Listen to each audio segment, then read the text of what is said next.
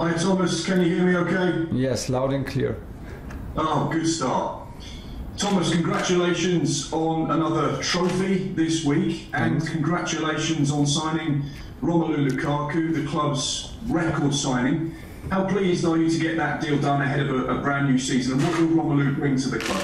Well, we're very happy to have Romelu back in the club, and in addition to our squad, we think in terms of personality, speed, power, he can be hopefully an excellent choice for us and an excellent addition. And he has the power, he has the physique to help us. He has the experience, the personality to have a huge impact into our squad. He is at the same time a humble guy and a team player, a true team player, and he cares about Chelsea. So we had the feeling, everybody, that it's worth it to try and to fight hard, and we're happy that he's our player now. Have you had the chance to speak with Romelu in detail about what he'd like to achieve? Because when he came back in 2011, he didn't quite get the opportunities he would have perhaps liked, but now he's got an exciting challenge ahead of him. He must be really hungry coming into Chelsea for a second time. Yes, he was super hungry. He did everything to take this little chance to make it happen, because also he had a huge impact in the last club at Inter. Of course, he was a huge player with all the responsibility on his shoulder, and with a big title for Inter in the last season. So it was actually very important to us that is his desire to re-join Chelsea and to finish his project and his story at Chelsea in the way that he wants it for himself. That was very important, because we have a strong group that is defined with a strong bond and with a certain attitude to be ready to help each other out and to support each other. And we think that Romelu, by coming from the academy and having always Chelsea in his heart, is the perfect addition to our group, because he embodies all that we are proud of in this club and on our team. And yeah, we had of course some exchange on the phone and exchange on with messages, but right now he's following the protocol and quarantining some more days, and then we will work on the details, and we are happy when he's with us on the pitch. You got Lukaku in, you finished in the top four last year, you won the Champions League. Is Romelu the type of striker, the type of charismatic player in your dressing room that could help make Chelsea Premier League title challengers once again? Yeah, well, first of all, we became fourth and not second. We became fourth and not third. So there are quite some bridges to overcome and some gaps to close. And we had a very successful and a very good half a season with the group together, and of course with a fantastic ending, and now with a very exciting start with a trophy in the beginning. But we were looking for a certain profile, and Romelu gives us the chance. He feels confident to play physical. He feels confident to play with the back towards the goal, but he is also very strong in using his speed and pace. So this will always be a key figure in our game, to be strong in ball wins and offensive transition. This is what the league demands, and this is what we demand of ourselves. We don't want to be only a ball possession team. We don't want to be only a defensive team. We don't want to be the team that only plays long balls. But we have the feeling that Romelu's strength is to have a big variety of strengths. He's strong in the air. He will give us a new power when we cross from the side, and I don't think that we have to change our style of play to make him shine. And yeah, like you said, he has a charisma. He has a good age now. He's a leader, and hopefully he will be one of the leaders in our group. Last one, please, Mark. I'll go on to Tammy Abraham. There's been a lot of talk and speculation about his future at Chelsea. There's talk that you're in talks and there's some dialogue with other football clubs about his future. Can you just bring us up to speed with what the latest is on Tammy and whether he potentially could be leaving Stamford Bridge? There are always possibilities that players leave us, especially on the same position. Like Romelu is the big concurrence on top for Tammy, and the situation for Tammy is clear and is obviously discussed, and I spoke many times about it. And in the moment there are no news about Tammy.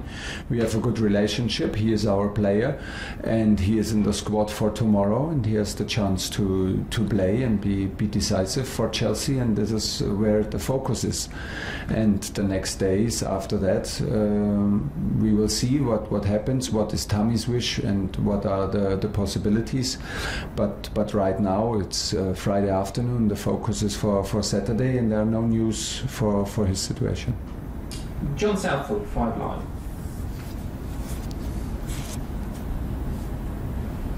We cannot hear you. Still can't hear you, John.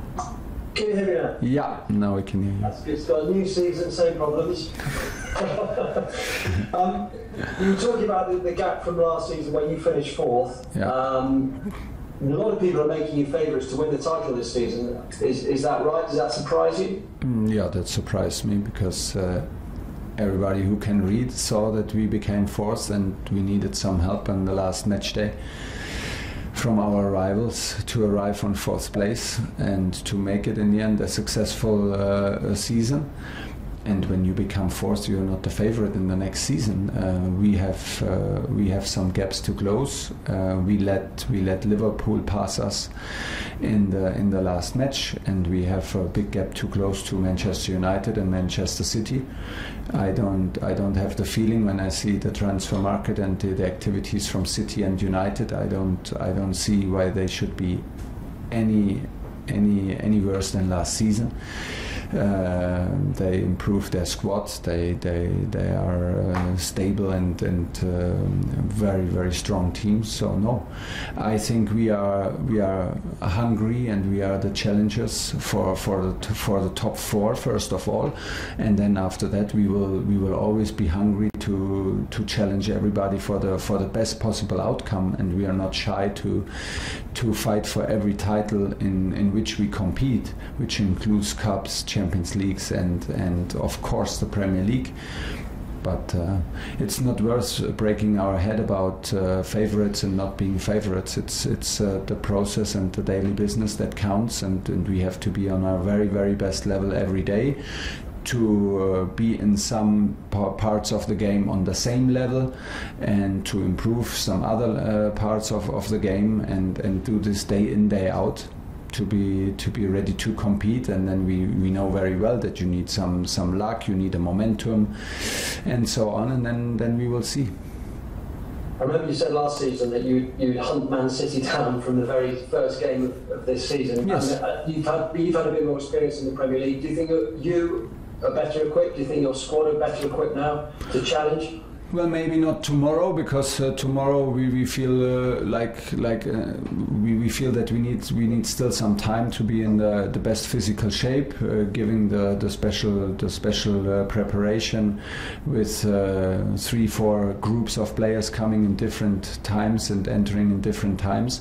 But this situation has not changed. I hope we play with, and I want that we play with this mentality. We want to hunt Man City, Manchester United, and Liverpool, and not from January on, but from Saturday on. And the only thing to do it is to be in our best shape tomorrow, and to do everything mentally and physically tomorrow, together with our supporters back in the stadium, to have the first 3 points on our side. But this is the mentality with which we approach this season. We see ourselves as hunters and as challengers for the 3 teams that landed in front of us. then it's always like this.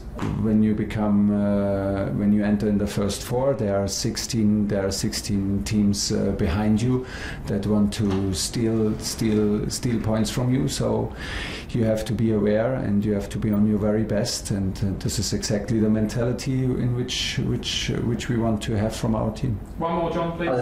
Yeah, and it's funny, how special would it be for you for the first time to walk out at Stamford Bridge in front of a full house? Yeah, hopefully, and it changes the whole game. It changes also coaching, and for that it's good that we have the experience of a half a season, and we have experience together and very positive experience in 2 finals together. This creates a certain bond on which we can rely. We are very, very happy with the attitude and of the group and the mentality of the group, and hopefully we can show this energy, because I truly believe that this is the energy that spectators want to see all over the world. That's why you go into the stadium. You don't go only into the stadium because you're for a victory. You go to feel your team, to feel a bond, to feel that there's a special energy and there's a certain attitude with which you can define yourself. And this is on us to produce this every single match, and of course at Stamford Bridge, and then it should be like a give and take, and then we need the spectators to be on their best level also, and then hopefully to have them on their side and to have them with this enthusiasm that they can produce, and then it should be a hard one to play against us, and especially at Stamford Bridge, hopefully. Yeah. Moose, talk sport.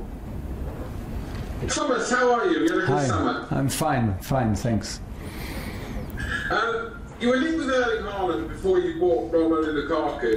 Was it a question of getting both of them, or just getting one or other of them? Because I'm interested to know whether or not you're still, even this summer or next summer, interested in Erling Haaland. Yeah, we tried both and wanted to have Lewandowski on the number 10 behind. But unfortunately the board didn't listen, so we need to be happy with only Romelu. Could have got that Messi bloke as well, it turns out. Yeah, we missed a lot of opportunities out there on the transfer market. That's why you find me very upset, and we don't know how we should continue. No, honestly, it's just, we had a certain profile, and like I said, we are very happy with the attitude and the mentality of the group, and we want to protect it. It's not a given that the group works like this group, and this is a very precious thing, and this can be decisive in football, and in my opinion it is decisive, and we are careful with this group and we want to protect it. So it was not about like bringing the most possible amount of players into this group. It's about, we have to be sure that the player is of course good enough, talented enough, that it's in the right state of mind, that he has also something to give from his personality that improves us. And we were as sure as we could be in any transfer. There are like always issues and doubts, but we could be very, very sure with Romelu, because he knows the club and he knows what Chelsea is all about, and so we're happy that it's like this.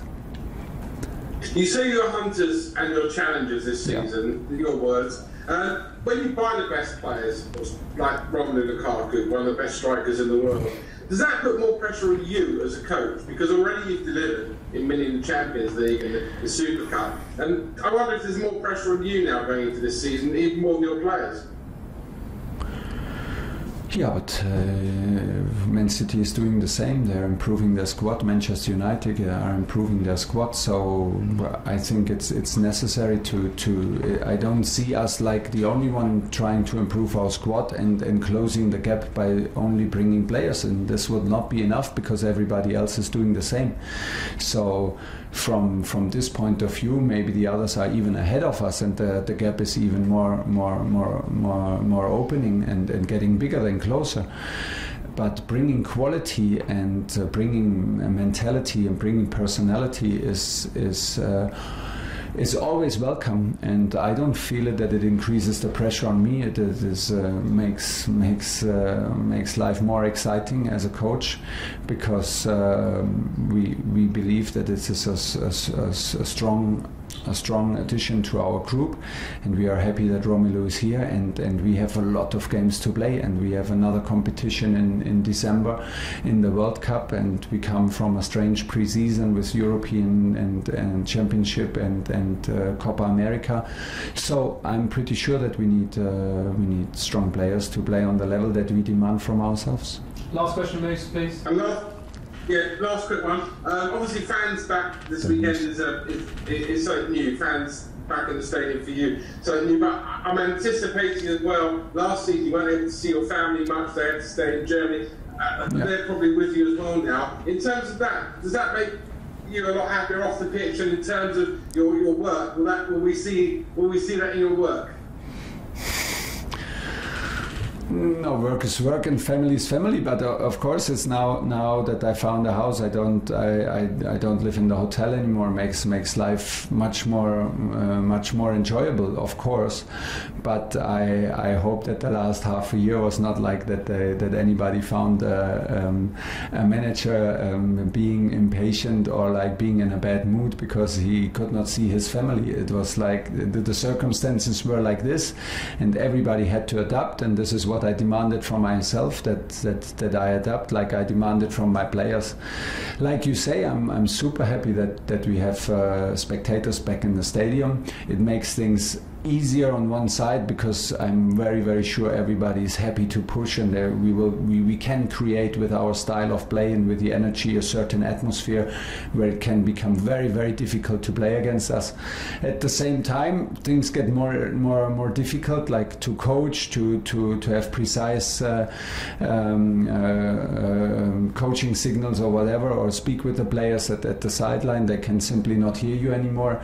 So yeah, but we are excited, and I am very excited, and from tomorrow we start the season. Last question in this section, Olivia at PLP.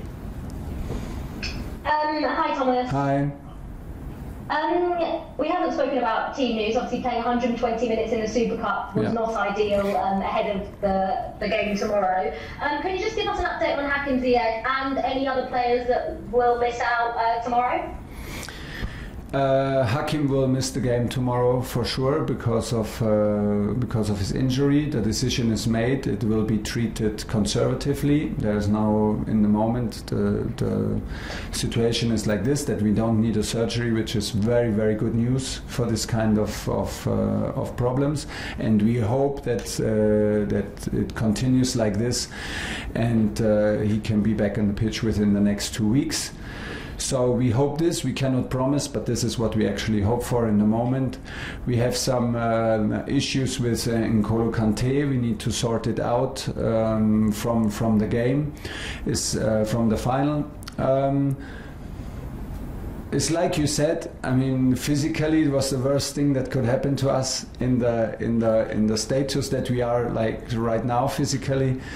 To play 120 minutes mentally and psychologically, it was the best thing, because to win in a penalties gives you an enormous boost, and this is a huge boost of positive energy and positive feelings.